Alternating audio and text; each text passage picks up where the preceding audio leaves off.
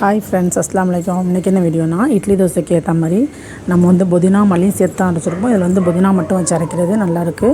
வாங்க வீடியோக்குள்ளே போகலாம். ஒரு கட்டு புதினா எடுத்துக்கிட்டேன். இதை நல்லா க்ளீன் பண்ணி தனியாக எடுத்துப்போம். தனியாக எடுத்து வச்சுட்டோம் பாருங்கள். எடுத்து வச்சுட்டு இதுக்கு தேவையான பொருள் வந்து அரை மூடி தேங்காய், சின்ன வெங்காயம் 10, பூண்டு 10 எடுத்துக்கிட்டேன். கடாயில் எண்ணெய் 2 டேபிள் ஸ்பூன் எண்ணெய் ஊற்றணும். நல்லெண்ணெய் ஊற்றிங்க. ஊற்றிட்டு உளுத்தம்பருப்பு 2 ஸ்பூன் போடுங்க. கடலைப்பருப்பு 2 ஸ்பூன். நல்லா வதங்கணும். நல்லா பொன்னிறமாக வரைக்கும் வதக்குங்க.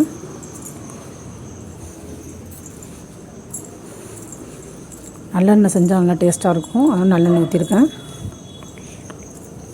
இது நல்லா வதங்கினதுக்கப்புறம் சின்ன வெங்காயம் 10 உரிச்சு வச்சுருந்தோம்ல, அதையும் போடுங்க. அது போட்டு நல்லா வதங்கினதுக்கப்புறம் பூண்டு உரிச்சு வச்சுருக்கோம்ல, அதையும் இதில் போடுங்க. பூண்டு உரிச்சு வச்சு பூண்டையும் போட்டு நல்லா வதக்கிட்டு இதில் வந்து பட்டை மிளகா 4, ஒரு பச்சை மிளகா எடுத்துங்க. நல்லாயிருக்கும் டேஸ்டியாக. நல்லா வதக்கி எடுத்துங்க.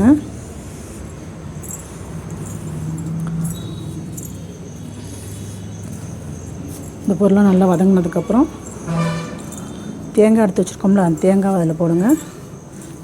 கட் பண்ணி வச்சுருக்கோம்ல தேங்காய், அதை அதில் போட்டு நல்லா கிண்டுங்க.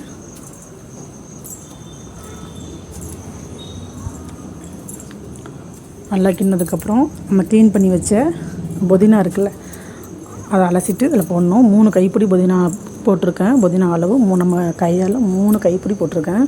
போட்டு நல்லா சுருள நல்லா அதை கிண்டி விடுங்க. நல்லா சுருண்டு வரணும். அப்படியெல்லாம் நமக்கு தேவையான அளவு புளி போட்டுருங்க. அதில் அந்த புளியும் அதில் போட்டு கிண்டிக்குங்க. கிண்ணதுக்கப்புறம் ஆறிடுச்சு. மிக்சியில் வச்சு அரைச்சிடுவோம். அரைச்சிட்டு இதுக்கு தாளிப்பு தேவையானது ஒரு கடாயில் எண்ணெயை ஊற்றிக்கிட்டோம். நல்லெண்ணெய் 2 ஸ்பூன் ஊற்றியாச்சு. ஊற்றிட்டு கடுகு போடுங்க. 2 ஸ்பூன் கடுகு போட்டு நல்லா வெடித்ததுக்கப்புறம் பட்டை மிளகாய் வெட்டி போடுங்க. அதிலே 2 கொத்து கருவேப்பிலை போடுங்க.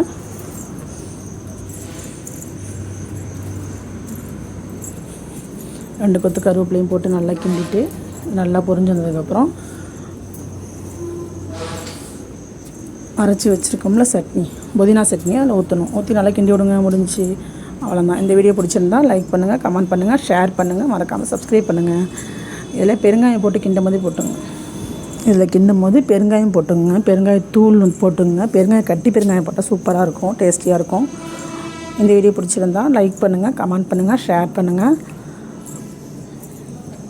மறக்காமல் சப்ஸ்கிரைப் பண்ணுங்கள்.